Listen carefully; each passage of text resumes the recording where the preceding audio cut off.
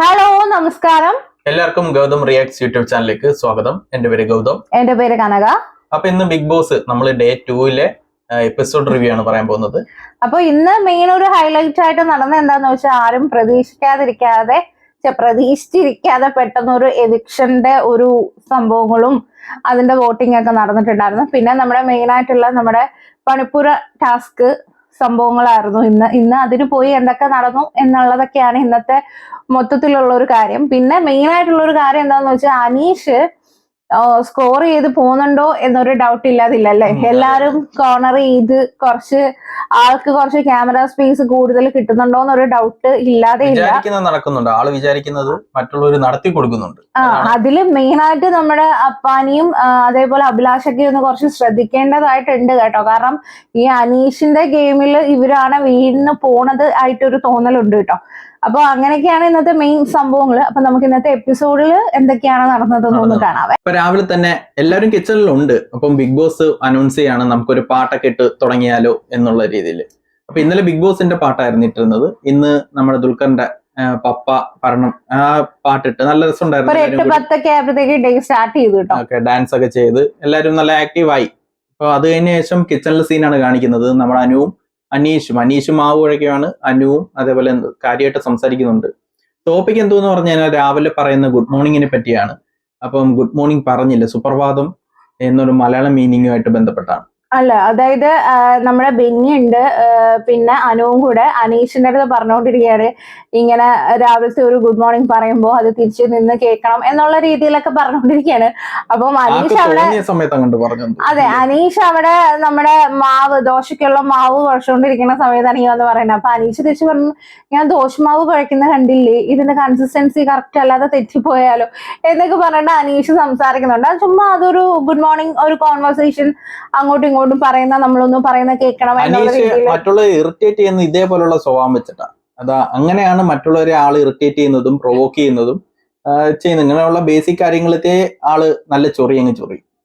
അത് അനുവും വിടുന്നില്ല കേട്ടോ. തിരിച്ചു പറഞ്ഞ് എക്സ്പ്ലെയിൻ ചെയ്യാൻ മാക്സിമം അനുവും ശ്രമിക്കുന്നുണ്ട്. പക്ഷെ ഒരു രക്ഷയില്ല. അറിയാലോ അനീഷിന്റെ കാര്യം നമുക്കറിയാലോ. ആ ഒരു രീതിയിൽ അത് അവിടെ പോയി. പിന്നെ ഒരു 8:50 ആയ ടൈമില് ഈ സെയിം മലയാളം സംസാരിക്കണം എന്നൊരു റൂള് ഈ അനീഷ് അന്നത്തെ ദിവസം കൊണ്ടുവന്നിട്ടുണ്ടായിരുന്നു. അതില് ഗുഡ് മോർണിംഗ് എന്ന് പറയുന്നതിന് സുപ്രഭാതം എന്ന് പറയണമെന്നും പറഞ്ഞിട്ടായിരുന്നു ഇഷ്യൂ ഉണ്ടായത്. അത് ചിലവർക്ക് അത് പറ്റത്തില്ല.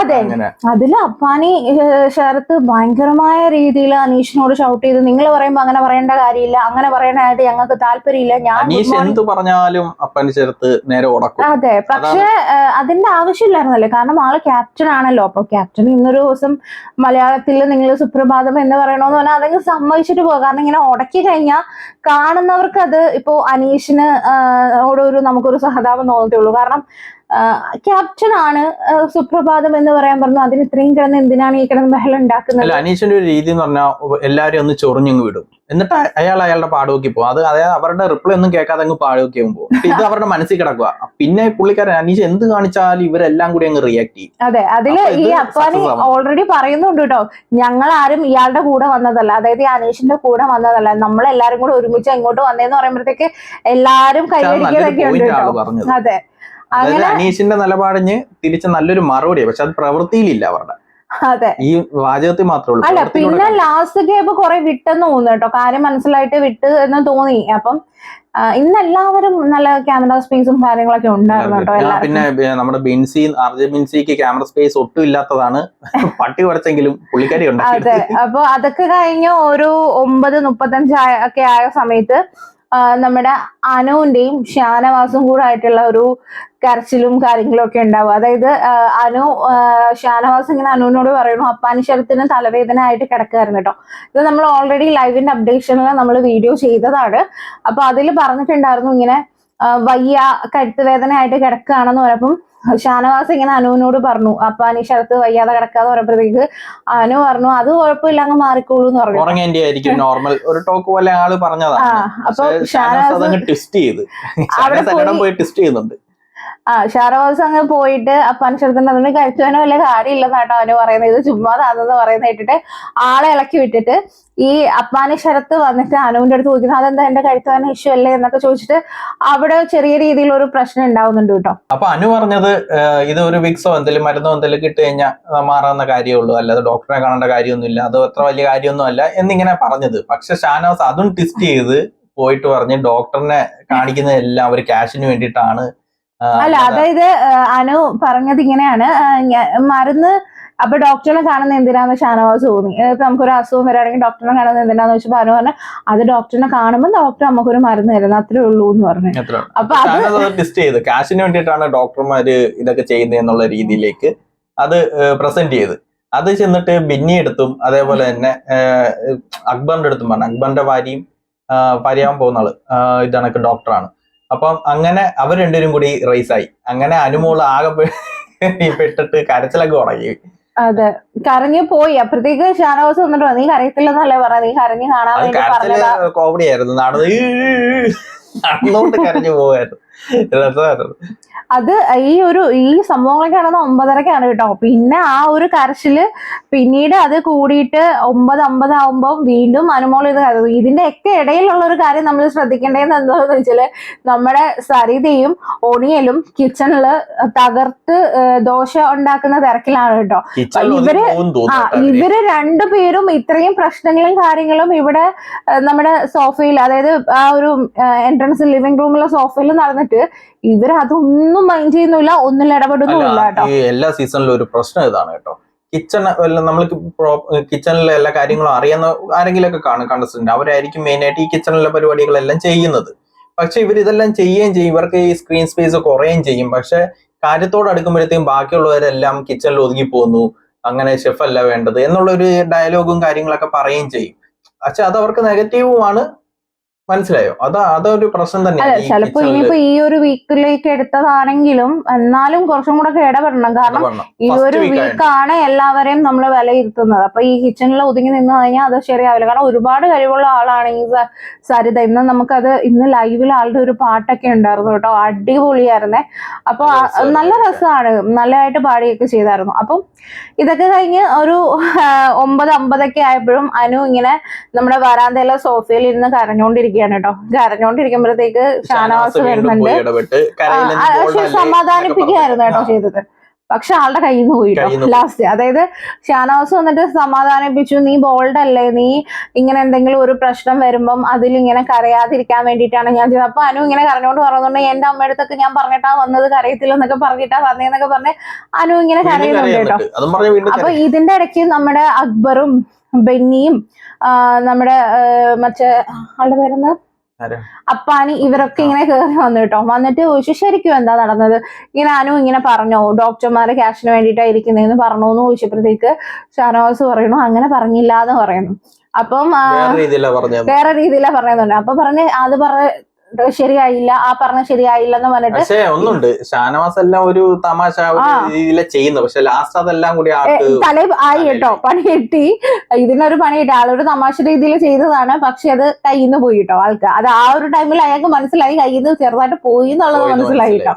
അപ്പോ ഇതൊക്കെയായിരുന്നു ആ ഒരു ടൈമിൽ നടന്നത്. കഴിഞ്ഞിട്ട് അപ്പാനിയും ശാരികയും ബെന്നിയും ഷാനവാസ് ഇവരെല്ലാരും കൂടി അങ്ങ് കടന്ന് വഴക്കിടുക. ഫുള്ള് വഴക്ക്. എന്താ കാര്യമൊന്നും അവർക്കും മനസ്സിലാവുന്നില്ല, കാണുന്ന നമുക്കും മനസ്സിലാവാത്ത രീതിയിലാണ് അവർ വഴക്കിടുന്നത്. അല്ല, ഇത് ലാസ്റ്റ് നമുക്ക് ബിഗ് ബോസിന് മനസ്സിലായില്ല എന്നുള്ളത് പിന്നീട് മനസ്സിലാവും. കാരണം ബിഗ് ബോസ് മോർണിംഗ് ആക്ടിവിറ്റിക്ക് വിളിച്ച് ആ സമയം ഇവര് അനുവും ശൈത്യയും കൂടി സംസാരിച്ചോണ്ടിരിക്കുകയായിരുന്നു. കാര്യം അങ്ങനെയുള്ള രീതിയിലൊക്കെ അനു കരഞ്ഞല്ലേ, അപ്പൊ ഒന്ന് സമാനിപ്പിച്ച് ഇങ്ങനെയൊക്കെ പറഞ്ഞ്. അതായത് അനു ഇതുവരെ ആ ഒരു സംഭവത്തിൽ നിന്ന് വിട്ട് വന്നിട്ടില്ല. അപ്പൊ അതിന്റെ വിഷമം പറഞ്ഞ് അവര് തമ്മിൽ സംസാരിക്കും. പിന്നെ നടക്കുന്ന മോർണിംഗ് ആക്ടിവിറ്റി ആണ്. അപ്പൊ അതില് ബിഗ് ബോസ് ചോദിക്കും നിങ്ങൾ എന്തിനാ, നിങ്ങൾ സ്ക്രിപ്റ്റ് എഴുതിയിട്ടാണോ ഈ വഴക്ക് കൂടുന്നത്? ഓൾറെഡി ബിഗ് ബോസ് സ്ക്രിപ്റ്റഡ് ആണെന്ന് പലരും പറഞ്ഞിട്ടുണ്ട്. ഇനി നിങ്ങൾ ഈ ഇതൊക്കെ കാണിക്കുമ്പോഴത്തേക്ക് സ്ക്രിപ്റ്റഡ് ആയിട്ട് ആണെന്ന് ആൾക്കാർ ഒന്നുകൂടി പറയും എന്ന് ബിഗ് ബോസ് തന്നെ അവരെ ട്രോളുക. ആ രീതിയിലായിരുന്നു വഴക്കുകള്. ഇവരെന്നെ ഉണ്ടാക്കി ഓരോന്ന് വഴക്കുണ്ടാക്കുകയാണെന്ന് നമുക്ക് ഡൗട്ട് വരും. അപ്പൊ ലാസ്റ്റ് ബിഗ് ബോസ് തന്നെ പറയുന്നുണ്ട് ഈ നടന്ന എന്താണെന്നൊന്നും എനിക്ക് മനസ്സിലായിട്ടില്ല, ഒന്നുകൂടി ഒന്ന് അതുകൊണ്ട് repeat ഒന്നും കൂടെ ചെയ്തോ. രാവിലെ നല്ല നടന്നതൊക്കെ troll. റിക്രിയേറ്റ് ചെയ്യാൻ നല്ല പറഞ്ഞു. ട്രോളി വിട്ടിട്ടുണ്ട്. അങ്ങനെ അനീഷായിട്ട് വന്നത് നമ്മുടെ അപ്പാനിയാണ്. കുറച്ചൊന്നും ഓവറായിട്ടായിരുന്നു കാണിച്ചത് ആള് കാണിച്ചത് പുള്ളിക്കാരൻ കാണിക്കുന്ന രീതി തന്നെ, പക്ഷെ അല്ല. ഒന്നുകൂടി പിന്നെ വേറൊരു കാര്യമുണ്ട്, തിരിച്ചും പ്രവോക്ക് ചെയ്തതാണ്. അതിൽ അനീഷ് വീഡിയോ ചെയ്തതുകൊണ്ട് ഞാനിങ്ങനല്ല എന്ന് പറഞ്ഞ് നടക്കുന്നുണ്ടായിരുന്നു കേട്ടോ അവിടെ. അനീഷ് പ്രൊവോക്ക് ചെയ്യുന്ന പോലെ തന്നെ അവരും തിരിച്ചത് കാണിച്ച് പ്രൊവോക്ക് ചെയ്തു, അത്രേ ഉള്ളൂ. അതിൽ അനീഷും വീണു. മോർണിംഗ് ആക്ടിവിറ്റിന് ശേഷം പണിപ്പുര ടാസ്ക് ഒരു 11:35 എല്ലാവരും വിളിച്ച് പണിപ്പുര ടാസ്ക് കൊടുക്കുകയാണ്. അതെന്താ ഈ ഓരോ ലക്ഷറി ഐറ്റംസ് അവർക്ക് കിട്ടുന്നതിന് വേണ്ടിയിട്ടുള്ള ടാസ്ക് ആണ്. അപ്പൊ അതിന് വേണ്ടിയിട്ട് ആളുകളെ സെലക്ട് ചെയ്യാൻ വേണ്ടിയിട്ടാണ് ഇവരെ വിളിച്ചേക്കുന്നത്. അതെന്ന് പറഞ്ഞേക്കുന്നതെന്ന് പറഞ്ഞാൽ ഈ നോമിനേഷനിൽ ഇല്ലാത്തവർക്കേ അത് സെലക്ട് ചെയ്യാൻ പറ്റത്തുള്ളൂ, അതിലുള്ള ആൾക്കാരെ എടുക്കാൻ പറ്റത്തുള്ളൂ എന്ന് പറഞ്ഞു. അപ്പം അതിനുള്ള ആൾക്കാർ വേണ്ടിയിട്ടാണ് എടുക്കുന്നത്. മാത്രമല്ല ആഴ്ചയിൽ ഒരു 2 ഘട്ടമായിട്ടാണ് ഈ ടാസ്ക് നടക്കുന്നത്. അതിപ്പോ അതിൽ ആദ്യത്തേതാണ് കേട്ടോ ഇന്ന് നടക്കുന്നത്. പിന്നെ അതിൽ സെലക്ട് ചെയ്തേക്കുന്നത് ഇവരെല്ലാം കൂടി ആലോചിച്ച് സെലക്ട് ചെയ്തേക്കുന്ന പറഞ്ഞാൽ അക്ബർ, ആദിൽ, നോറ, ഇവരാണ്. അതായത് 2 പേരാണല്ലോ അവർക്ക് എടുക്കാൻ എളുപ്പത്തിന് വേണ്ടിയിട്ടാണ് അങ്ങനെ സെലക്ട് ചെയ്തത് അവര്. അപ്പോ ആൾക്കാരെയൊക്കെ സെലക്ട് ചെയ്ത് കഴിഞ്ഞായിരുന്നു. പിന്നെ ഇതിൽ പറയുന്നുണ്ട് നിങ്ങൾക്കിപ്പം സ്വയം കാര്യത്തിന് വേണ്ടി പോകുന്നവരാണോ അല്ലെങ്കിൽ മറ്റുള്ളവരെ ഹെൽപ്പ് ചെയ്യാൻ പോകുന്നവര് വേണമെങ്കിൽ ആരെ വേണമെങ്കിലും നോക്കി സെലക്ട് ചെയ്യാന്ന് പറഞ്ഞു. ഇത് ഉള്ള ടീം തന്നെയാണ് ഇവരെ സെലക്ട് ചെയ്തത്. പിന്നെ അതിനുശേഷം എല്ലാവരും ലിവിംഗ് റൂമിൽ ഇരിക്കുമ്പോഴാണ് അപ്പാനിയും ആര്യനും അഭിലാഷും അതേപോലെ തന്നെ അക്ബറും കൂടി ഒരു പ്രാങ്ക് പ്ലാൻ ചെയ്യുന്നത് ഗിസൽ തക്രലിനെതിരെ. ആള് ആക്റ്റീവ് അല്ല, മേക്കപ്പ് ഇട്ടാണ് ഇരിക്കുന്നത്, എപ്പോഴും അത് മാത്രമേ ശ്രദ്ധിക്കുന്നുള്ളൂ എന്ന രീതിയിലൊരു കോൺവെർസേഷൻ ആയിട്ട് ഒരു പ്രാങ്ക് ആണ് പ്ലാൻ ചെയ്യുന്നത്. അത് ഗിസേലിന്റെ അടുത്ത് പറയുകയും ചെയ്യുന്നു. പക്ഷെ ഗിസേൽ നല്ല രീതിക്ക് കൗണ്ടർ ചെയ്ത് വിടുന്നുണ്ട്, നല്ല രീതിക്ക് തിരിച്ച് സംസാരിക്കുന്നുണ്ട്. അത് നല്ലൊരു കോൺവെർസേഷൻ ആയിരുന്നു. അതായത് ഇത് നമുക്ക് ഇതിൽ കുറച്ച് കാണിച്ചിട്ടുള്ളൂ, ലൈവിലായിരുന്നു കാണേണ്ടത്. നല്ല രസമായിരുന്നു. അത് മേക്കപ്പ് എന്ന് പറഞ്ഞപ്പോഴേ ഗിസേലിന് അങ്ങോട്ട് കലിപ്പ് കയറിയത് കേട്ടോ. ഗിസേല് തിരിച്ച് ഇപ്പൊ ഇതൊരു TV ഷോ അല്ലേ, നമ്മൾ നല്ലതായിട്ട് ഇരിക്കണ്ടേ, എനിക്കിതൊക്കെ കിട്ടിയതല്ലേ. എപ്പോഴും മേക്കപ്പ് ഇട്ടാൽ മാത്രമല്ല നമ്മൾ അല്ലാതെ ടാസ്ക് നല്ല സംസാരിക്കാം. അപ്പൊ നിങ്ങള് ഇതണക്ക് റൗഡി പോലെ സംസാരിക്കുകയാണ്, ഒരു ഗ്യാങ് പോലെ സംസാരിക്കുകയാണ്, ഷൗട്ട് ചെയ്യാണ് എന്നൊക്കെ തിരിച്ച് കൗണ്ടർ ചെയ്യുന്നുണ്ട്. എനിക്ക് ഒറ്റയ്ക്ക് നിന്നാ മതി. പിന്നെ വേറൊരു കാര്യം നമ്മൾ ശ്രദ്ധിച്ചത്, ഈ അപ്പാനി ആണെങ്കിൽ അഭിലാഷ്, ഈ അക്ബർ, ഇവരൊരു ഗ്യാങ് ആവുന്നുണ്ട് കേട്ടോ. നമുക്ക് ഫീൽ ചെയ്തിട്ടുണ്ട്, അത് അകത്തും ഫീൽ ചെയ്തിട്ടുണ്ട്. അത് തന്നെ തിരിച്ച് കൗണ്ടർ ചെയ്യുന്നുണ്ട് ഗിസേല്. അതേപോലെ തന്നെ അനീഷിനെതിരെ ഒരു 1 വേ അറ്റാക്ക് നടക്കുവാണ് എന്നുള്ള രീതിയിലും ഗിസേല് പറയുന്നത്. അതായത് അനീഷിന്റെ കണ്ടന്റിലാണ് ഇവര് നിന്ന് പോണേ എന്നുള്ള രീതിയിലൊക്കെയാണ്. തിരിച്ച് പ്രാങ്ക് ചെയ്യാൻ വന്നവരെ തിരിച്ച് നല്ല രീതിക്ക് കൗണ്ടർ ചെയ്ത് പിന്നെ അതിനുശേഷം ഗിസേല് തകർക്കുമായിരുന്നു. ഫുൾ ആക്റ്റീവ് ആയിരുന്നു. അത് നല്ലൊരു ഇതായിരുന്നു. ആ പ്രാങ്ക് നല്ല രീതിക്ക് ഏറ്റിട്ടുണ്ട്. ഗിസേലിന്റെ ഇത് ഗെയിം നല്ല രീതിക്ക് ഓൺ ആയിട്ടുണ്ട്. ഓക്കെ, അപ്പൊ ഇതൊക്കെ കഴിഞ്ഞ് കഴിഞ്ഞപ്പോ വീണ്ടും നമ്മുടെ അനുവും ഗിസയിലും കൂടെ ആയിരുന്നു നമ്മുടെ ഫ്ലോർ ക്ലീൻ ചെയ്തുകൊണ്ടിരിക്കുകയായിരുന്നു കേട്ടോ. അപ്പൊ ഗിസയിൽ ഇരുന്ന് തൂക്കാണ്, അനു നിന്ന് തൂക്കുന്നത്. അപ്പൊ ഗിസയിൽ പറയുന്നുണ്ട് ഇരുന്ന് തൂക്കരുത്, ഇരുന്ന് തൂത്താലേ കാര്യങ്ങൾ പോവുള്ളൂ, നിന്ന് തൂത്താ പോവില്ല. അപ്പം അനു പറയുന്നുണ്ട് നിങ്ങൾക്ക് ഹൈറ്റ് ഉണ്ട്, എനിക്ക് ഹൈറ്റ് ഇല്ല, ഇപ്പൊ എനിക്ക് നിന്ന് തൂത്താലും മതി എന്ന് അനു പറയുന്നുണ്ട് കേട്ടോ. പിന്നെ അനു പറയുന്നതിനെല്ലാം ഗിസയിൽ കൗണ്ടർ അടിക്കുന്നുണ്ട് തിരിച്ച്. അതായത് ഇങ്ങനെയുള്ള സാധനത്തിൽ ഇത് വെച്ചിട്ടല്ല തൂക്കണ്ടേന്ന് പറയുമ്പം ഗിസയിൽ പറയുന്നുണ്ട് അതെ, ഇതല്ല, നമുക്ക് വാക്യൂം ക്ലീനർ ആണ് ഈ ഒരു മാറ്റൊക്കെ തൂക്കാൻ വേണ്ടത്. അപ്പം അനു പറയുന്നുണ്ട് അതില്ല. അപ്പം ഗിസേല് പറയുന്നുണ്ട് അതില്ലെങ്കിൽ അത് ബിഗ് ബോസിന്റെ സ്ട്രാറ്റജിയാണ്. അപ്പൊ നമ്മൾ എക്സ്പീരിയൻസ് ഉണ്ട്. പിന്നെ അതേപോലെ തന്നെ ഇടയ്ക്ക് വേറൊരു കോമഡി കോൺവെർസേഷൻ ഉണ്ടായിരുന്നു. ഇവരെ ഗുണ്ട എന്ന് പറഞ്ഞപ്പോ ഞാനും ഗുണ്ടിയാണ് നല്ല കോമഡി ആയിരുന്നു. രസമായിരുന്നു അത്. അങ്ങനെ ഇത് ഈ ഒരു സംഭവം പറയുമ്പം ഗിസയില് പറയുന്നതിനൊക്കെ നമ്മുടെ അപ്പാനിയും അക്ബറും ആ ടീംസ് ഒക്കെ അവിടെ ഇരുന്നിട്ട് നല്ല രീതിയിൽ കൈയടിച്ചിട്ട് പ്രോത്സാഹിപ്പിക്കുന്നുണ്ട്. അതേപോലെ അനു പറയുന്നതിനൊക്കെ പുച്ഛിച്ച് തള്ളുന്നുണ്ട്. അപ്പൊ ഇതിന്റെ ലൈവിൽ ഇതൊന്ന് ബാക്കി കാണിച്ചായിരുന്നു കേട്ടോ. ഈ അനു എന്നിട്ട് ഈ തൂത്തൊക്കെ കഴിഞ്ഞിട്ട് കൊണ്ടുവന്നിട്ട് നമ്മുടെ ഇൻഡോർ പ്ലാന്റിൽ ഈ വേസ്റ്റ് കൊണ്ടുവന്ന് വെക്കുന്നുണ്ട്. അപ്പൊ അത് ഇവര് പൊക്കിയെടുത്തിട്ട് അത് ചെയ്ത് തെറ്റാണ് അങ്ങനെ ഇങ്ങനെയൊക്കെ പറഞ്ഞിട്ട് വീണ്ടും അനു വിഷമിച്ച് പോകുന്നുണ്ട്. അതായത് രാവിലെ തന്നെ ഹാങ് ഓവർ ഇരിക്കുകയാണ് വിഷമിച്ചത്. അങ്ങനത്തെ കുറച്ച് സീനും കാര്യങ്ങളൊക്കെ ഇതിന്റെ ഇടയ്ക്ക് ഉണ്ടായിരുന്നു. അപ്പൊ അതൊന്നും അങ്ങനെ കാണിച്ചില്ലായിരുന്നു കേട്ടോ. നമ്മുടെ ഷോയിൽ അത് കാണിച്ചില്ലായിരുന്നു, പക്ഷെ ലൈവിൽ അതൊക്കെ ഉണ്ടായിരുന്നു കേട്ടോ. പിന്നെ ഇതൊക്കെ കഴിഞ്ഞിട്ട് നമ്മുടെ 2:30 ആയപ്പോഴത്തേക്ക് പണിപ്പുഴയുടെ ഓൾറെഡി ടാസ്കിന് 2 പേരെ സെലക്ട് ചെയ്ത് വെച്ചിട്ടുണ്ടായിരുന്നല്ലോ. നമ്മുടെ ആദിൽ നൂറയും പിന്നെ അക്ബറിനെയും സെലക്ട് ചെയ്ത് വെച്ചിട്ടുണ്ടല്ലോ. അപ്പം ബിഗ് ബോസ് വന്നിട്ട് ടാസ്ക് എക്സ്പ്ലെയിൻ ചെയ്യുകയാണ് കേട്ടോ, എങ്ങനെയാണ് ചെയ്യേണ്ടത്. ഒരു ബൗളിൽ കുറെ സീറ്റ് വെച്ചിട്ടുണ്ട്. ആ ഓരോ തുണ്ടിൽ എന്ന് പറഞ്ഞാൽ ഒരു ടൈമും ഉണ്ട്, പോയിന്റും ഉണ്ട്. അത് പലതും പല പോയിന്റ്. ആ പോയിന്റ് അതെ, അതായത് നമുക്ക് ടോട്ടൽ 6 ചീട്ടാണ് കേട്ടോ ഒരു ബൗളിലുള്ളത്. അപ്പോൾ ഓരോ ചീട്ടിലും അതിന്റെ സമയം അതേപോലെ തന്നെ പോയിന്റുകളും എഴുതി വെച്ചിട്ടുണ്ട്. അപ്പൊ ആദ്യത്തെ ചീട്ടിലെന്ന് പറഞ്ഞാൽ 15 സെക്കൻഡിൽ 600 പോയിന്റ് ആണ് കേട്ടോ ഉള്ളത് ആദ്യത്തേത്. അപ്പൊ രണ്ടാമത്തേന്ന് പറഞ്ഞാൽ 16 സെക്കൻഡിൽ 575 പോയിന്റുകളാണ് ഉള്ളത്. അതായത് സെക്കൻഡുകൾ കൂടുന്തോറും പോയിന്റ് കുറഞ്ഞു വരുന്നുണ്ട്, അങ്ങനെയാണ് കേട്ടോ വരുന്നത്. പിന്നെ കൂടുതൽ സമയം എടുക്കുമ്പോൾ കുറച്ച് പോയിന്റ് കാണും. അതെ, അതായത് ഈ സമയത്തിൽ കൂടുതൽ പോയിന്റും കാണും. അതെ. അപ്പൊ മൂന്നാമതെന്ന് പറഞ്ഞാൽ 17 സെക്കൻഡിൽ 550 പോയിന്റ്സ്, 18 സെക്കൻഡിൽ 525 പോയിന്റും, 19 സെക്കൻഡിൽ 500 പോയിന്റും, പിന്നെ 20 സെക്കൻഡ് ആണ് ഏറ്റവും കൂടുതലുള്ളത് കേട്ടോ. അതായത് 20 സെക്കൻഡ് വരെ അവർക്ക് ഉള്ളിൽ നിന്ന് സാധനം എടുക്കാനുള്ള ടൈം ഉണ്ട്. പക്ഷെ പോയിന്റ് വളരെ കുറവായിരിക്കും, 450 പോയിന്റ്സ് ആയിരിക്കും ഉള്ളത്. അപ്പൊ ആ ഒരു പോയിന്റിനായിരിക്കും അവർക്ക് സാധനങ്ങൾ എടുക്കാൻ പറ്റുള്ളൂ. പക്ഷെ കഴിഞ്ഞ തവണത്തെ സീസണൊക്കെ വെച്ച് നോക്കിയാൽ ഇവര് ലക്ഷറി ടാസ്ക് ആണെങ്കിൽ ഇവര് പോയിന്റ് നമ്മളായിട്ട് ടാസ്ക് വഴി എടുത്തതിന് ശേഷം ആ പറഞ്ഞ ടൈമിൽ ഇവര് അത് കാൽക്കുലേറ്റ് ചെയ്ത് എടുത്ത് ഇച്ചിരി പാടായിരുന്നു. പക്ഷെ ഇത്തവണത്തെ എന്ന് പറഞ്ഞാൽ പോയിന്റ് അനുസരിച്ചുള്ള ടാസ്കും അല്ല ടൈമും കൊടുത്തിട്ടുണ്ട്. ഇവർക്ക് പോയി പെട്ടെന്ന് ആ ടൈം അനുസരിച്ച് പെട്ടെന്ന് ആ ഉള്ള പോയിന്റ് അനുസരിച്ചുള്ള പെട്ടെന്ന് എടുത്തിട്ട് അങ്ങ് ഇറങ്ങിയാൽ മാത്രം മതി. സിമ്പിൾ ആയിരുന്നു സത്യം പറഞ്ഞാൽ. അപ്പൊ ഇവര് 3 പേരും കൂടെ ബൗളിൽ പോയിട്ട് ഒരു ചീട്ട് എടുക്കുന്നുണ്ട്. അപ്പൊ അതിൽ വന്നിരുന്നത് 16 സെക്കൻഡ് ആണ് വന്നത്. അതായത് 575 പോയിന്റ്സ് ആയിരുന്നു ഇവർക്ക് ഉണ്ടായിരുന്നത് കേട്ടോ. അപ്പൊ ഇതിലൊരു റൂൾ എന്താന്ന് വെച്ചാല് ഇവർക്ക് 3 പേർക്കും അതായത് അധികം ആയിട്ടുള്ള എന്ത് സാധനങ്ങൾ ഈ പോയിന്റിൽ കൂടുതൽ എടുത്താലും അത് തിരിച്ചു വെക്കണം. അതേപോലെ തന്നെ സമയം ഈ ഒരു ടൈം കഴിഞ്ഞു കഴിഞ്ഞാൽ, അതായത് ഇവർക്ക് 16 സെക്കൻഡ് ആയിരുന്നു ടൈം ഉണ്ടായിരുന്നത്. ഈ 16 സെക്കൻഡിന് മേളിൽ ആയി കഴിഞ്ഞാൽ ഉള്ള സാധനങ്ങളെല്ലാം തിരിച്ചു വെക്കണം. അപ്പൊ ഇത്രയായിരുന്നു റൂൾസ് ഉണ്ടായിരുന്നത് കേട്ടോ. അങ്ങനെ ഇവര് 3 പേരും കൂടി എടുക്കാൻ കണ്ണി കണ്ട എല്ലാം വലിച്ചു വരാം. പക്ഷെ ആരും ടൈം ശ്രദ്ധിച്ചില്ല. ടൈം നോക്കാതെ ഇവര് കയ്യിരിക്കുന്ന എല്ലാം സത്യം പറഞ്ഞാൽ 3 പേരുണ്ടായിരുന്നു. ഒരാൾക്ക് ടൈം നോക്കിയിട്ട് 2 പേർക്ക് അത്യാവശ്യം വേണ്ട സാധനങ്ങൾ എടുത്തിരുന്ന് ഈ ഒരു ടൈം കഴിയുന്നതിന് മുന്നേ പുറത്തു വരാറുണ്ട്. ഒരു പ്ലാനും ഇല്ലാതാണ് അവർ കയറിപ്പോയത്. 3 പേര് ഉണ്ടായിട്ട് 2 പേരാ പോകുന്നെങ്കിൽ പിന്നെയും പറയുന്ന അബദ്ധമായിരുന്നെന്ന് കാണിച്ചത്. ഇത് മണ്ടത്തരം കാണിച്ചത്. അതെ, അപ്പൊ നമ്മുടെ ആദിലും നൂറയും അക്ബറും കൂടെ പോയി കുറെ സാധനങ്ങൾ എടുത്തു. അപ്പൊ ഉള്ളിൽ തന്നെ ടൈം കാണിക്കുന്നുണ്ട്. അതിപ്പം 16 സെക്കൻഡിൽ നിന്ന് തുടങ്ങി 0 ആയി കഴിഞ്ഞു. എനിക്ക് തോന്നുന്നു അവർ ടൈമർ ഇരിക്കുന്ന എവിടെയാണെന്ന് അവർക്ക് അറിയത്തില്ലെന്ന് തോന്നുന്നു. 0 ആയി കഴിഞ്ഞതിന് ശേഷമാണ് കേട്ടോ ഇവര് പുറത്തിറങ്ങുമ്പോൾ കൈ നിറയെ സാധനങ്ങളായിരുന്നു. സാധനങ്ങളെല്ലാം കൊണ്ടുവന്ന് പുറത്തു വന്ന് വെളിയിൽ 2 ബാസ്ക്കറ്റ് ഉണ്ടായിരുന്നു, ജനറലും പേഴ്സണലും. ജനറൽ എന്ന ബാസ്ക്കറ്റിൽ സാധനങ്ങളെല്ലാം അതാ ഞാൻ പറഞ്ഞു, ഇവർ ഒരു പ്ലാനും ഇല്ലായിരുന്നു. കാര്യം ഇവര് വെളിയിൽ നിന്നാണ് അകത്തോട്ട് കയറിയത്. അപ്പൊ വെളിയിൽ 2 ബാസ്ക്കറ്റ് ഇരിപ്പുണ്ട്, അത് ജനറൽ എന്നുള്ളൂ എല്ലാം. അതുപോലെ അവർക്ക് വന്നിട്ട് ഇറങ്ങി വന്നിട്ട് ഇടണമെന്ന് കൂടി അവർ പ്ലാൻ ചെയ്തിട്ടില്ല. അവർക്ക് അറിയത്തില്ല, വന്ന് അവിടെ നിൽക്കുമായിരുന്നു ടൈം പോയോന്നും പറഞ്ഞിട്ട്.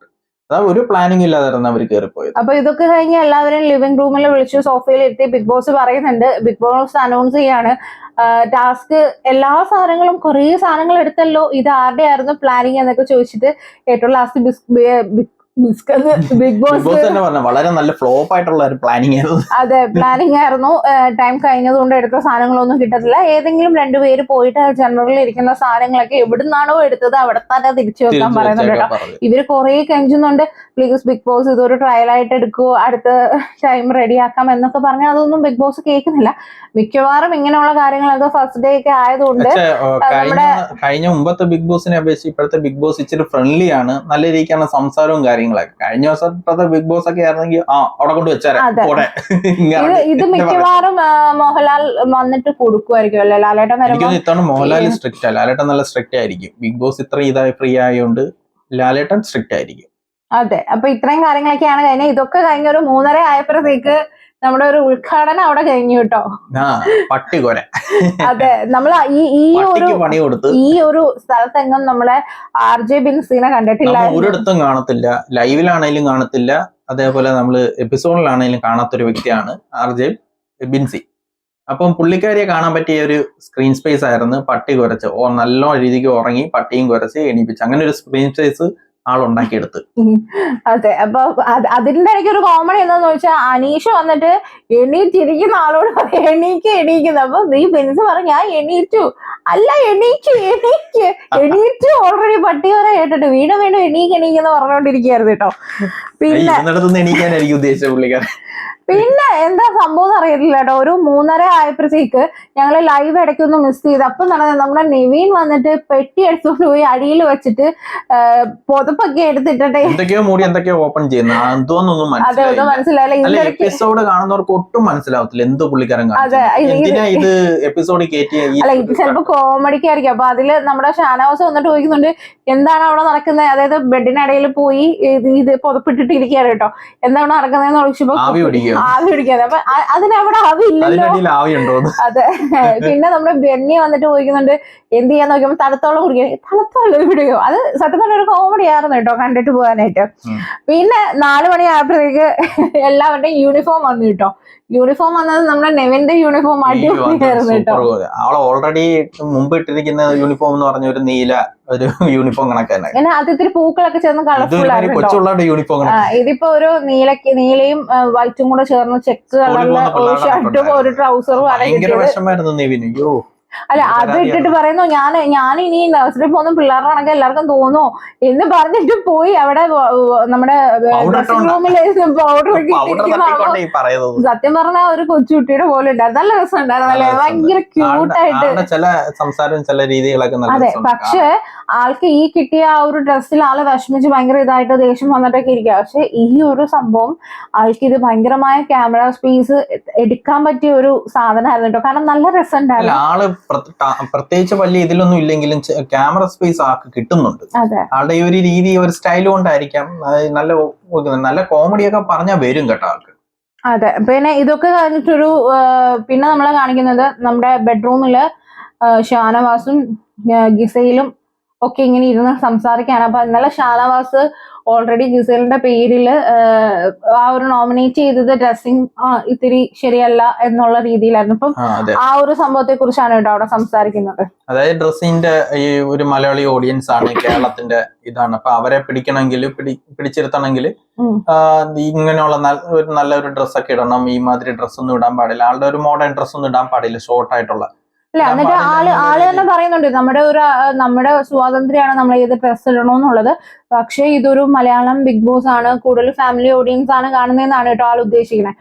അപ്പോ കുറച്ചും കൂടെ ഡ്രസ്സ് ഇട്ട് നല്ല രീതിയിൽ കുറച്ചും കൂടെ ഒന്ന് നല്ല ഇതായിട്ട് ഇട്ട് കഴിഞ്ഞാൽ കുറച്ചും കൂടെ വോട്ടും കാര്യങ്ങളും കിട്ടുമെന്നാണ്. അത് അവർ തമ്മിലൊരു ഹെൽത്തി ടോക്കിംഗ് ആയിരുന്നു കേട്ടോ. അത് ഈ ഗിസയിലാണെങ്കിലും അത് ഉൾക്കൊള്ളുന്നുണ്ടല്ലേ, ആൾക്ക് മനസ്സിലായി. അതെ, അതിപ്പോ നമ്മള് വേറെ ഒന്നും പറയേണ്ട കാര്യമില്ല. കാരണം അവരുടെ ശരിയാണ്, ബിഗ് ബോസിലുള്ള ഒരു സംവാദമാണെങ്കിൽ നമുക്ക് പുറമേ നിന്ന് ഒരാൾ വേണമെങ്കിൽ കമന്റ് ചെയ്യേണ്ട കാര്യം കൂടിയില്ല. അങ്ങോട്ടും ഇങ്ങോട്ടും അക്സെപ്റ്റ് ചെയ്തിട്ടുണ്ട്. അവരങ്ങോട്ടും ഇങ്ങോട്ടും അവരുടെ അഭിപ്രായങ്ങളെ മാനിച്ചുകൊണ്ട് തന്നെ അഭിപ്രായങ്ങൾ പറയുന്നുണ്ട്. കാണുന്നവർക്ക് അത് എങ്ങനെ വേണമെങ്കിലും എടുക്കാം. അത് ഉൾക്കൊള്ളാൻ പറ്റാത്തവരുണ്ട്, അത് ഉൾക്കൊള്ളാൻ പറ്റുന്നവരും കാണും. നമ്മുടെ സമൂഹമല്ലേ, 2 രീതിയിലുള്ള ആൾക്കാരും കാണും. എല്ലാം ഇടയ്ക്കിടയ്ക്ക് താഴോട്ട് പോകുന്നു. ഇവിടെ ഇങ്ങനെ എല്ലാം എഴുതി വെച്ചിട്ടുണ്ട് കേട്ടോ, ഇല്ലെങ്കിൽ പറ്റത്തില്ല കേട്ടോ, അതുകൊണ്ടാണ്. പിന്നെ ഇതൊക്കെ കഴിഞ്ഞ് ഒരു 4:50 ഒക്കെ ആയപ്പോഴത്തേക്ക് നമ്മുടെ കിച്ചണിൽ TDയിലാണ്. മുന്നത്തെ ബിഗ് ബോസുകളിൽ നമ്മൾ കണ്ടിട്ടുണ്ട്, ചായ ഇടുന്ന സമയത്ത് പല പ്രശ്നങ്ങളും ഉണ്ടാവാറുണ്ട്. ചിലർക്ക് ചായക്ക് കടുപ്പം കൂടുതൽ പ്രശ്നമാണ്, ചിലർക്ക് ചായയുടെ പാല് കുറവ് പ്രശ്നമാണ്. അതെന്താണെന്നറിയോ, ചായ ഒരു വികാരമാണ് ചിലർക്ക്. അതെ, ഇവിടെ നാരൂനും അങ്ങനെ ചായ ഒരു വികാരം തന്നെയാണ്. അപ്പൊ അങ്ങനെ അല്ല, അത് ചായ നമുക്കെന്ന് പറയുന്നത് നമ്മുടെ മൂഡ് മാറ്റുന്ന ഒരു സംഭവം.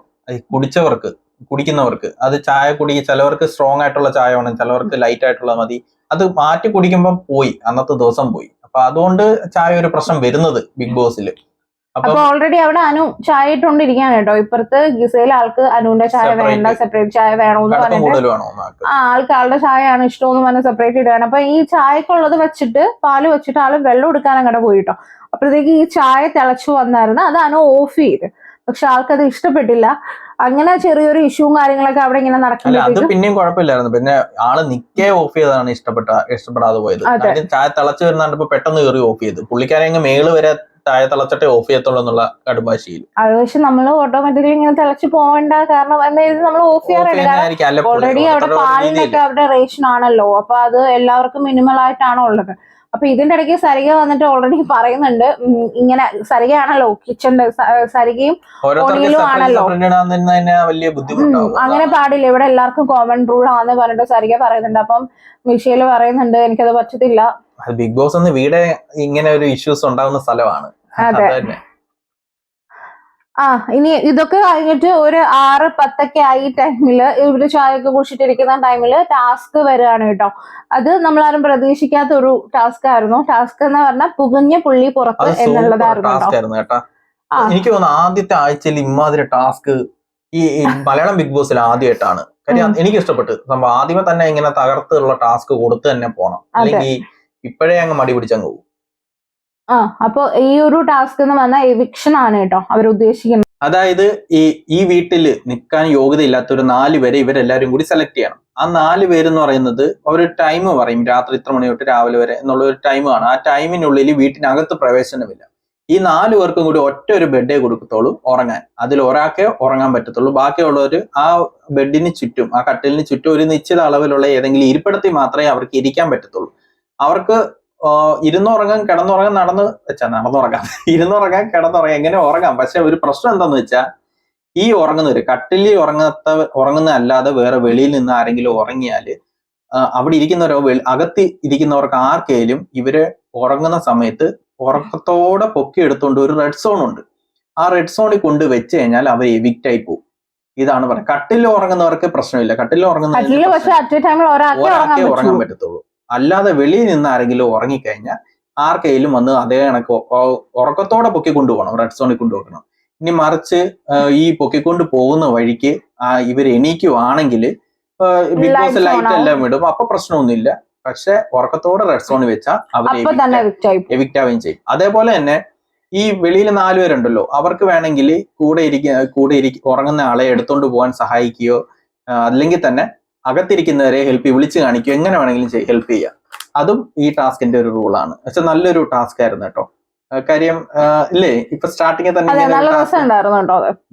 അപ്പൊ ഇതില് ഇവരെല്ലാരും കൂടെ ചേർന്നിട്ടാണ് 4 പേരെ സെലക്ട് ചെയ്യേണ്ടത്. അപ്പൊ അതില് ഓരോരുത്തരായിട്ട് വന്ന് 4 പേരുടെ പേര് പറയുന്നുണ്ട്. അപ്പൊ അതിൽ നമ്മുടെ RJ, ബിൻസി, രേണു, ഷാനവാസ്, നെവിൻ, ഗിസൈലൊക്കെയാണ് പറയുന്നത്. അവരുടെ റീസൺസ് ഒക്കെ പറയുന്നുണ്ട് കേട്ടോ. അപ്പൊ അങ്ങനെ എല്ലാവരും ഒരു 4 പേരുടെ പേര് പറഞ്ഞു. ഇതില് ഈ ആര്യൻ പറഞ്ഞ ഒരു കാര്യമുണ്ട്. ബാക്കിയെല്ലാം കോമൺ ആയിട്ടാണ്, ഇൻവോൾവ്മെന്റ് ഇല്ല. അല്ലെങ്കിൽ പിന്നെ ഇന്ന് രാവിലെ നടന്ന ഷാനവാസിനൊക്കെ പറഞ്ഞിട്ടുണ്ടായിരുന്നു കേട്ടോ. അതില് ഇന്ന് രാവിലെ ഇഷ്യൂനെ കുറിച്ചിട്ടാണ് പറഞ്ഞത്. പിന്നെ നമ്മുടെ ആര്യൻ വന്നിട്ട് നമ്മുടെ സരികയും ഷാനവാസിനെയാണ് പറഞ്ഞത്. അതിൽ സരികെ പറഞ്ഞൊരു റീസൺ സെയിം നമ്മൾ വിചാരിച്ച കാര്യം തന്നെയാണ്. അതായത് ഷെഫിനല്ല ആവശ്യം, കുക്കിങ്ങിൽ ഫുൾ ടൈം നിൽക്കുന്ന സ്ക്രീൻ സ്പേസ് കിട്ടത്തില്ല. അപ്പം ഒരു ഷെഫിനെ അല്ല ഇവിടെ ആവശ്യം എന്നുള്ളത്. കാര്യം ഏറ്റവും കൂടുതൽ വർക്ക് വരുന്നൊരു പണിയാണ് ഈ കുക്കിംഗ് എന്ന് പറയുന്നത്. അവിടെ ഇവർക്ക് വേണ്ടിയിട്ടും കൂടി ചേർന്നാണ് കുക്ക് ചെയ്യുന്നത്. പക്ഷെ ഈ ഒരു പേരും വരും, അതാണ് ഒരു പ്രശ്നം. അപ്പൊ ഇപ്പൊ ഈ ടാസ്കിൽ ഈ നോമിനേഷന് വന്നപ്പോൾ സരികയുടെ പേര് വന്നിട്ടുണ്ടോ, ഇത് ഒരു മെയിൻ ഒരു കാര്യം. അപ്പൊ അത് അറിഞ്ഞ് നമ്മളത് വർക്ക് ചെയ്യണം എന്നുള്ളത്. ഫുൾ ടൈം നിൽക്കാതെ ഇടയ്ക്കിടയ്ക്ക് നിന്നിട്ട് ബാക്കിയുള്ള സ്ക്രീൻ സ്പേസോ അല്ലെങ്കിൽ ഗെയിമിലോ നിൽക്കണമെന്നുള്ളതാണ് എന്റെ ഒരു അഭിപ്രായം. അങ്ങനെ ഒരു 4 പേരെ തെരഞ്ഞെടുത്തത് ഷാനവാസിന് 10 വോട്ടായിട്ടാണ് ഷാനവാസ് വന്നത്. ഷൈത്യയ്ക്ക് 9 വോട്ട് ഉണ്ടായിരുന്നു. പിന്നെ ഗിസൈലിന് 8 വോട്ട് ഉണ്ടായിരുന്നു. പിന്നെ നമ്മുടെ റെനാ ഫാത്തിമയ്ക്കും ബിൻസിക്കും 7 വോട്ട് വീതം വെച്ചുണ്ടായിരുന്നു കേട്ടോ. പിന്നെ ആൾക്കാർ ഒന്നും കൂടെ വോട്ട് ചെയ്തിട്ട് നമ്മുടെ ബിൻസിയാണ് കേട്ടോ വന്നത്. ബിൻസിക്കായിരുന്നു വോട്ട് കൂടുതൽ കിട്ടിയത്. അപ്പൊ നമ്മുടെ ഷാനവാസ്, ഷൈത്യ, ഗിസൈലും ബിൻസിയാണ് ഈ ഒരു ടാസ്കില് പുറത്ത് കിടക്കണം എന്നുള്ളതിൽ വന്നത് കേട്ടോ. അങ്ങനെ ഒരു ചെറിയൊരു കട്ടിലാണ്, വെളിയിലാണ് ഇട്ടേക്കുന്നത്. അങ്ങനെ എല്ലാവരും വെളിയിൽ ഇരിപ്പുണ്ട്. ഈ ടാസ്ക് തുടങ്ങിയപ്പോഴത്തേക്കും ബാക്കിയുള്ളവരെല്ലാം അകത്ത് കയറി അകത്തുള്ളവര് ആരൊക്കെയാണ്, എങ്ങനെയാണ് ഇവർ പ്ലാൻ ചെയ്യുന്നത്, എങ്ങനെ ഉറങ്ങുമോ, അങ്ങനെയുള്ള കാര്യങ്ങൾ പ്ലാൻ ചെയ്യുമ്പോൾ വെളിയിലുള്ളത് ഷാനവാസ് സഹിതം അങ്ങോട്ടും ഇങ്ങോട്ടും പ്ലാൻ ചെയ്യുന്നുണ്ട്. നിങ്ങൾ അങ്ങോട്ടും ഇങ്ങോട്ടും ഹെൽപ്പ് ചെയ്യുവോ അതോ പണി കൊടുക്കുവോ എന്നുള്ളത്. അപ്പം ഗിസേല് പറയുന്നുണ്ട് ടാസ്ക് പോലെ ചെയ്താൽ മതി എന്നുള്ളത്. പിന്നെ ഇതൊക്കെ കഴിഞ്ഞപ്പോൾ നമ്മുടെ ബെഡ്റൂമിൽ വെച്ചിട്ട് നമ്മുടെ രേണുവും നെവിനും കൂടെ ഉള്ളൊരു സംഭാഷണം ഉണ്ടായിരുന്നു കേട്ടോ. ഇതിൽ ഏറ്റവും നല്ലൊരു കാര്യമായിട്ട് അങ്ങോട്ടും ഇങ്ങോട്ടും ആട്ടുകയാണ് കേട്ടോ. ആട്ടി ലാസ്റ്റ് കുറച്ചുകൂടെ സീരിയസ് ആയി. അതെ, അതായത് നമ്മുടെ നെവിൻ രേണുവിനെ നോക്കി പറയാണ്, മോന്തേണ്ട എന്തായാലും ഒന്ന് ആട്ടാൻ തോന്നും, ആട്ടാൻ മാത്രമല്ല ഒന്ന് പൊടിച്ച് ഉറയ്ക്കാനും തോന്നുന്നു. അങ്ങനെ രേണു തിരിച്ച് സീരിയസ് ആയി, എന്നാ നീ ചെയ്യടാ എന്നുള്ള രീതിയിൽ പറഞ്ഞപ്പോഴത്തേക്ക് നമ്മുടെ ഷാരിക വന്നിട്ട് ഇങ്ങനെ നവിന്റെ കൈ പിടിച്ച് ഇങ്ങനെ നിന്നിട്ട്, അപ്പൊ ഷാരിക രേണുവിനെ സമാധാനിക്കും, പോട്ടെ വിടെന്ന് പറയുമ്പം രേണു ചോദിക്കുക തിരിച്ച്, നിങ്ങളെയാണ് ഇങ്ങനെ മോന്ത പിടിച്ച് ഉറയ്ക്കണോന്ന് പറഞ്ഞാൽ എന്ത് ചെയ്യുമെന്ന് ചോദിച്ചു. അപ്പം ഉടനെ ഷാരിക പറഞ്ഞ്, ഞാൻ തിരിച്ച് നല്ല ഹട്ടാട്ടു. അപ്പൊ രേണു പറയാ ഞാനും അത് തന്നെ ചെയ്തുകൊണ്ടിരിക്കുന്നത്. അങ്ങനെ ഒരു കോൺവെർസേഷൻ അവിടെ ഉണ്ടായിരുന്നു. പക്ഷെ രേണുവിന്റെ സംസാരം ഒരു രസമൊക്കെ കണ്ടോണ്ടിരിക്കാൻ കേട്ടോ. ബിഗ് ബോസിലെ ഒരു സ്ക്രീൻ സ്പേസ് നല്ല രീതിക്ക് കിട്ടുന്ന അവസരം നല്ല മുതലാക്കുന്നുണ്ട്. പക്ഷെ ടാസ്കിലും വലിയതായിട്ട് എനിക്ക് സ്ക്രീൻ സ്പേസ് കിട്ടുന്നതായിട്ട് തോന്നുന്നില്ല. പക്ഷെ പുള്ളിക്കാരിയുടെ ഇങ്ങനെയുള്ള കാര്യങ്ങളിൽ വരുമ്പോഴത്തേക്കും നല്ല സംസാരം എല്ലാം നല്ല സ്ക്രീൻ സ്പേസ് എടുക്കുന്നുണ്ട്. ഓക്കെ, അപ്പൊ ഇതൊക്കെ കഴിഞ്ഞ് നമ്മുടെ ആ ഒരു റൂൾസ് ഉണ്ടല്ലോ ബെഡിന്റെ ആൾക്കാർ, അതൊരു 11 മണി ആയിട്ടോ രാത്രി ടൈം. അതായത് ഒരു ബെഡില് ഒരാൾക്ക് മാത്രമേ കിടക്കാൻ പറ്റത്തുള്ളൂ. ആ ബെഡിൽ കിടക്കാൻ മാത്രമേ പറ്റത്തുള്ളൂ. ഒരാൾക്ക് ഇരിക്കാൻ പറ്റത്തില്ല. അതേപോലെ വേറൊരാൾക്ക് വന്ന് സൈഡിൽ ഇരിക്കാനോ അതും പറ്റത്തില്ല. ആ ബെഡിന് ചുറ്റും വേണമെങ്കിൽ ഇരിക്കാൻ പറ്റും. താഴേക്ക് ബെഡില് അറ്റ് ടൈം ഒരാൾ മാത്രമേ യൂസ് ചെയ്യാൻ പാടുള്ളൂ. ഇരിക്കാനൊന്നും പാടില്ല, കിടക്കണം. പിന്നെ ബെഡിന്റെ പുറത്ത് താഴെ ആർക്കൊക്കെ വേണമെങ്കിലും ഇരിക്കാം. അങ്ങനെ ഇരിക്കുകയാണെങ്കിൽ തന്നെ അവിടെ കിടന്ന് ഉറങ്ങുകയും ചെയ്യാൻ കുഴപ്പമില്ല. പക്ഷെ അങ്ങനെ ഉറങ്ങുന്ന ടൈമിൽ ഈ മറ്റുള്ളവർക്ക് വേണമെങ്കിൽ എടുത്തുകൊണ്ട് പോയി റെഡ് സോണിൽ വെക്കുകയാണെങ്കിൽ ആള് എവിക്റ്റ് ആയി പോകും. അങ്ങനെയാണ് ആ ഒരു സംഭവം വരുന്നത്. പിന്നെ നമുക്ക് വേണമെങ്കിൽ ആൾക്കാരുടെ ഹെൽപ്പും നോക്കാം കേട്ടോ, അല്ലെങ്കിൽ ഇവരെ സഹായിക്കുകയും ചെയ്യാം. ഇപ്പൊ ഉറങ്ങുന്ന ആളെ വേണമെങ്കിൽ നമുക്ക് സഹായിക്കാം എന്ന് മീൻസ് ഉണർത്താം. അല്ലെങ്കിൽ മറ്റുള്ളവരുടെ ഹെൽപ്പ്, കൂടെ ഇരിക്കുന്ന ആൾക്ക് ഉറങ്ങുന്ന ആളെ സഹായിക്കുകയും ചെയ്യാം. അത് മറിച്ച് തിരിച്ച് അത് കണക്കിന് അകത്തെ ആളെ വിളിച്ചോണ്ട് വന്നിട്ട് എടുത്തോണ്ട് പോകുന്നതിനും സഹായിക്കാം. റെഡ് സോൺ എടുത്തോണ്ട് പോകുന്നതിനും സഹായിക്കാം. എങ്ങനെ വേണമെങ്കിലും ചെയ്യാം. ഇതില് ഷാനവാസ് ഒരു രക്ഷയില്ല കേട്ടോ. ഭയങ്കര ഉറക്കമാണ് ആൾക്ക്. ഷാനവാസ് അങ്ങ് ഉറങ്ങിപ്പോയി നിലത്ത് കിടന്ന്. ബെഡിലല്ല, നിലത്ത് കിടന്ന് ഉറങ്ങിപ്പോയി. പിന്നെ മറ്റവര് വന്ന് സരികയൊക്കെ വന്ന് തലയൊക്കെ പൊക്കാൻ നോക്കിയോ, എന്നിട്ട് കൂടി ആള് എണീക്കുന്നില്ല. സരികക്ക് പൊക്കാൻ പറ്റാത്തോണ്ട്, ഒറ്റയ്ക്ക് പൊക്കാൻ പറ്റാത്തോണ്ടായിരിക്കും.